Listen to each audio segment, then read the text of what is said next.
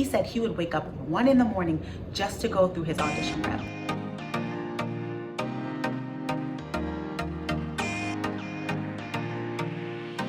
Hello friends, welcome back to my YouTube channel.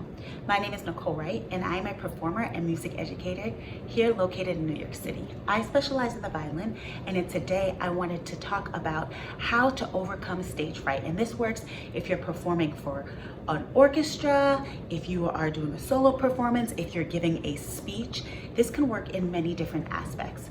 So I would like to share tips that you might not have ever heard before, or just different tips that you might not hear often. So without further ado, let's get started. Perform the work without warming up. When you perform, everything is heightened and feels very exposed. Your ears become hypersensitive, and even though you have warmed up, it feels like you haven't. And because everything is heightened in a performance from your nerves, the section in the music that you are not 100% confident about in the concert will most often feel unfamiliar on stage. So you not only want to feel 150% prepared for your concert, but as a performance tactic strategy, try going through your piece without warming up first. This way you are ready to perform no matter how you feel, warmed up or not. Plus, things happen. There might be an instance where maybe you arrived to your audition early, but the audition panel is running early. So when I had my audition for Symphony in C, I came and they were like, will you be prepared to perform your audition piece for us in the next 5 minutes? We're running early. And I was, of course, like, okay. And I went and performed my audition rep for them. Though I wasn't warmed up, I already practiced playing the piece, not warmed up in the practice room. So when the audition came, I was ready and I landed the audition. Praise God. Strategy number 2, practice your piece performance style. Performance style means that you want to practice your piece without stopping. There's a time for practicing and there's a time for performing. And yes, you heard me clearly. Even if you mess up, do not stop and practice that section in the practice room. You want to get through the piece, because when you're practicing a performance style, you are learning what spots are more exposed for you, what spots your brain kind of zones out on, and you're practicing that if you mess up, you can still keep going, because sometimes after we mess up, we can get into our heads and then it can lead to another mess up and another mess up and another mess up, and you do not want that.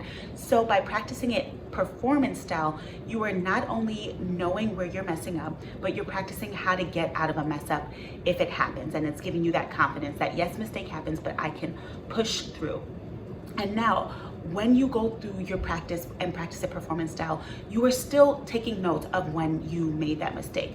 So after you play through the piece without stopping, then you're gonna mark into your music where you made the mistake, and you're going to figure out a plan of how you can practice those sections and make those sections feel more secure when it is time to perform. My third tip: performing this piece at odd times, early in the morning or super late at night. In my doctorate program, my teacher told me to go through my audition rep or concert program at times that I was not used to. This way I was ready for anything. And that is because I have prepared my body to perform this rep in any condition. I also prepared this rep so well that I could do it in my sleep. He said he would wake up 1 in the morning just to go through his audition rep as he prepared for his orchestra audition. And you know what? He landed that audition. My fourth and final tip is to be 150% ready for the concert, because in a concert, so many things are going on, so many things are running through your head that you don't want to be thinking about a bowing or what dynamic you're doing in this particular section. And you don't want to end up at a wrong part of the bow in one section that you can't get out of, and then it's a recipe for disaster because you're not used to that movement and then you mess up. So you want to be 150% so that when you get on stage, you can almost just go on autopilot. Though you do not want to, but you want to be ready to just, I'm ready to do this, no questions asked. I hope you enjoyed all of my tips for today. I hope they were helpful.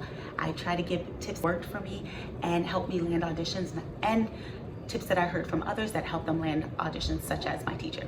Thank you so much for watching this video. Please stay tuned as I share performance practice tips, I share gig strategies and motivational tips, as well as vlogs. I love you guys a million. Cannot wait to see you next time. Stay tuned for my next video. Bye, friends.